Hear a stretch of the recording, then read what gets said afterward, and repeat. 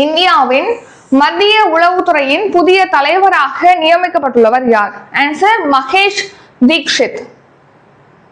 இந்திய கடவுச்சீட்டு சட்டம் 1967 படி பின்வருவனவற்றில் எது சரியானது?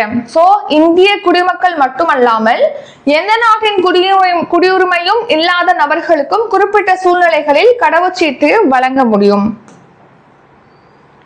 பூடானின் பொருளாதார ஊக்குவிப்பு திட்டத்திற்காக இந்தியா உறுதியளித்துள்ள மொத்த நிதி எவ்வளவு? ஆன்சர் 1500 கோடி.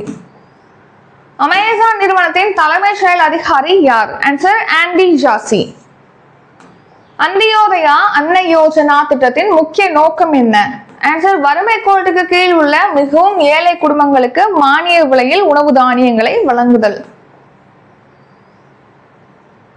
இந்தியாவின் முதல் ஹப் அண்ட் ஸ்போக் சர்வதேச விமான சேவை எந்த 2 நகரங்களுக்கு இடையே தொடங்கப்பட்டுள்ளது? ஆன்சர் வாரணாசி டு டெல்லி இடையே தொடங்கப்பட்டுள்ளது.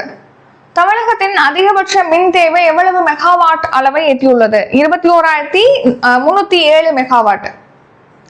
சமீபத்தில் 7.2 மற்றும் 7.5 ரிக்டர் அளவிலான சக்தி வாய்ந்த இரட்டை நிலநடுக்கங்கள் எந்த நாட்டில் ஏற்பட்டது? Answer Venezuela.